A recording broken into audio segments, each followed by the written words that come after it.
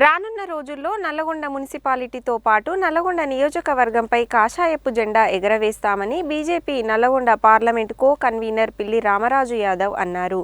మోసపూరిత హామీలు ఇచ్చి అమలు చేయలేక కాంగ్రెస్ పార్టీ ప్రజలను వంచిస్తోందని విమర్శించారు.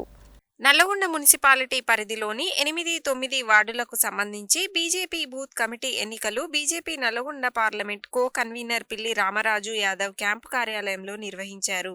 ఈ సందర్భంగా ఆయన మాట్లాడుతూ బీజేపీ సంస్థాగత ఎన్నికలలో భాగంగా 8-9 వార్డుల పరిధిలోని 5 బూతులకు అధ్యక్షులను కార్యకర్తలంతా కలిసి ఎన్నుకున్నారని తెలిపారు. 72వ బూత్కు బోడ వంశీ, 73వ బూత్కు కన్నెబోయిన శంకర్, 74వ బూత్కు గోపగోని మహేష్, 95వ బూత్కు బొడిగ భరత్, 45వ బూత్కు సింగం నరేందర్లను అధ్యక్షులుగా ఎన్నుకున్నామని తెలిపారు. కొత్తగా బూత్ కమిటీ అధ్యక్షులుగా ఎన్నికైన వారు పార్టీ బలోపేతానికి కృషి చేయాలని కోరారు. 6 గ్యారంటీల పేరుతో 66 మోసపూరిత హామీలను కాంగ్రెస్ పార్టీ ఇచ్చిందని విమర్శించారు. 4000 ఆసరా పెన్షన్ కోసం వృద్ధులు ఎంతగానో ఎదురుచూస్తున్నారని అన్నారు. కళ్యాణ లక్ష్మి పథకం కింద తులం బంగారం, ప్రతి మహిళకు నెలకు 2500 ఇస్తామన్న హామీలు ఏమయ్యాయని ప్రశ్నించారు. రైతులకు వరి ధాన్యానికి క్వింటాలుకు 500 రూపాయల చొప్పున బోనస్ ఇస్తామని ప్రకటించారని, బోనస్ ఇవ్వకపోగా రైతులకు బేడీలు వేసి జైళ్లలో పెడుతున్నారని మండిపడ్డారు. రేవంత్ రెడ్డి ప్రభుత్వం అన్ని రంగాలలో విఫలమైందని అన్నారు. నల్లగొండ నియోజకవర్గంలో గతంలో కోమటిరెడ్డికి 4 సార్లు అవకాశం ఇచ్చారని, కేసీఆర్ ప్రభుత్వాన్ని ఓడించాలనే ఉద్దేశంతో 5వ సారి కోమటిరెడ్డికి ప్రజలు ఓట్లు వేశారని, గెలిచిన తర్వాత హెలికాప్టర్లలో తిరగడం తప్ప నల్లగొండ నియోజకవర్గానికి కోమటిరెడ్డి చేసిందేమీ లేదని అన్నారు. గత ప్రభుత్వం నిర్మించిన ఐటీ హబ్ లో ఉద్యోగాలు కల్పించడంలో విఫలమయ్యారని విమర్శించారు. రాబోయే స్థానిక సంస్థల ఎన్నికల్లో బీజేపీ గెలుస్తుందని అన్నారు. మేధావులు, విద్యావంతులు బీజేపీ వైపు చూస్తున్నారని, కాంగ్రెస్, బీఆర్ఎస్ పార్టీలను బొందపెట్టి బీజేపీకి పట్టం కట్టాలని కోరారు. ఈ కార్యక్రమంలో బీజేపీ కిసాన్ మోర్చా జాతీయ కార్యవర్గ సభ్యుడు గోలి మధుసూదన్ రెడ్డి, పోతెపాక సాంబయ్య, మిర్యాల వెంకటేశం, లకడాపురం వెంకటేశ్వర్లు తదితరులు పాల్గొన్నారు.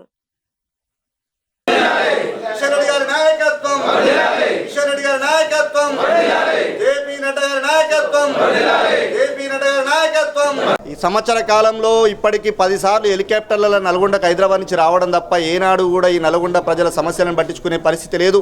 Bharatiya Janata party కొట్లాడింది. IT hub గత ప్రభుత్వం 100 కోట్లతోని నిర్వీర్యమైంది. యువకులకు ఉద్యోగాలు ఇవ్వమంటే ఒకరికి కూడా ఉద్యోగాలు ఇచ్చే పరిస్థితి లేదు. ఇవాళ నల్గొండలో ఎక్కడి సమస్యలు ఎక్కడే ఉన్నాయి. ఇక్కడ మున్సిపాలిటీలో కూడా ఇవాళ పేదవాళ్ళు మరి ఏదైతే చిన్న చిన్న షాపులు పెట్టుకొని మరి బండ్ల తోపుడు బండ్లు పెట్టుకొని బతుకుతుంటే వాళ్ళని రేవంత్ రెడ్డి వచ్చినాడు వాళ్ళందరినీ కూడా తొలగించి అన్యాయంగా పేదవారి కడుపు కొట్టే పరిస్థితి ఉన్నది. ఖచ్చితంగా రేపు మున్సిపాలిటీలో ఈ స్థానిక సంస్థల్లో ఖచ్చితంగా నల్గొండలో భారతీయ జనతా పార్టీ గెలుస్తుంది. దాంట్లో అనుమానం అక్కర్లేదు.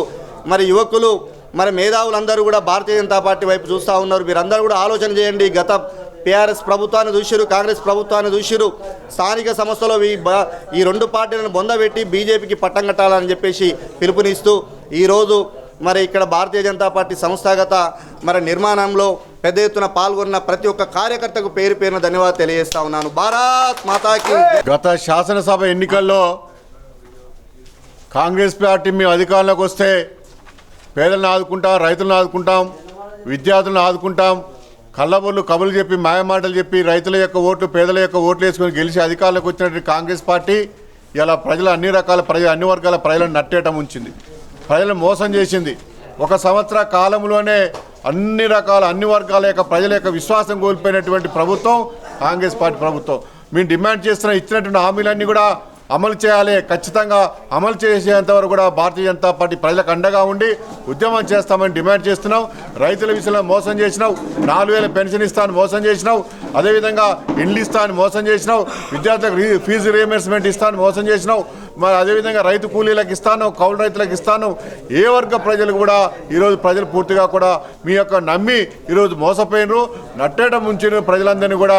కాబట్టి వెంటనే మీరు ఇచ్చినటువంటి హామీలన్నీ కూడా అమలు చేయాలని భారతీయ జనతా పార్టీ డిమాండ్ చేస్తూ